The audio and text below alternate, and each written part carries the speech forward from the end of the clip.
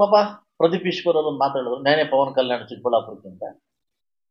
ಅದು ಹೌದು, ಪವನ್ ಕಲ್ಯಾಣ್ ಅಲ್ಲ ಆದ್ರೆ ನಾನ್ ಪವನ್ ಕಲ್ಯಾಣ್ ಚಿಕ್ಕಬಳ್ಳಾಪುರಕ್ಕೆ ಅಂತಂದ್ರು. ಸ್ನೇಹಿತ ಪ್ರದೀಪ್ ಈಶ್ವರ್ ಅವರೇ, ನೀವೊಬ್ಬ ಹೊಸ ಶಾಸಕರು, ನಾನೊಬ್ಬ ಹೊಸ ಶಾಸಕನು. ಸೊ ದಯವಿಟ್ಟು ಏನಾಗ್ತದೆ, ಎಲ್ಲೋ ಒಂದ್ ಕಡೆ ಮುಜುಗರ ಆಗ್ತದೆ. ನೀವು ನನ್ನ ಫ್ರೆಂಡ್ ವಿಧಾನಸೌಧದಲ್ಲಿ ಅಣ್ಣ ಅಂತ ನೀವು ಓಡ್ ಬರ್ತೀರಿ, ಕಾಫಿ ಕುಡಿತೀವಿ, ಎಲ್ಲ ಮಾಡ್ತೀವಿ. ಈ ಟ್ರೋಲ್ ನೋಡ್ತೀವಿ, ಎಲ್ಲೋ ಒಂದ್ ಕಡೆ ಬೇಜಾರಾಗುತ್ತೆ. ನಾವ್ ಏನ್ ಹೇಳ್ತೀವೋ ಶಾಸಕರಾಗಿ ಜನ ಗಮನಿಸ್ತಾ ಇರ್ತಾರೆ, ಅದನ್ನ ನಡ್ಸ್ಕೊಬೇಕು ನಾವು. ನಾನು ಹೇಳಿದೆ ಕುಮಾರಸ್ವಾಮಿ ಅವ್ರಿಗೊಂದು ಮಾತಂತ, ಎಲ್ಲರಿಗಿಂತ ಹೆತಿ ಓಟ್ ಕೊಡ್ತಿದ್ರೆ ನಿಮ್ ಮನೆ ಮಾರ್ಗ್ ಬರೋಣ ಅಂತ. ನಮ್ ಜನ ನಂಬ್ಕೊಂಡು ಹೇಳಿದ್ರಿ.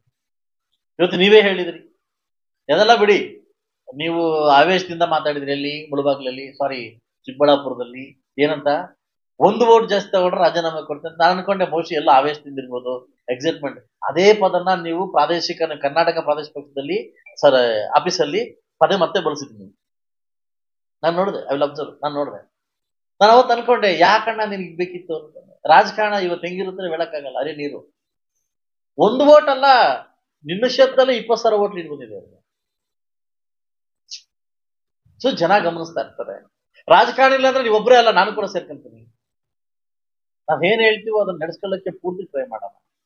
ಸೊ ಅದರಿಂದ ನನ್ನ ಸ್ನೇಹಿತರಿಗೆ ಹೇಳ್ತೀನಿ, ದಯವಿಟ್ಟು ಇನ್ಮುಂದಾದ್ರೂ ಜನಕ್ಕೆ ಸ್ಪಂದಿಸುವಂತ ಕಾರ್ಯಕ್ರಮ ನಾವು ಮಾಡೋಣ ಅಂತ, ಇವೆಲ್ಲ ಬಿಟ್ಬಿಡೋಣ ಅಂತ.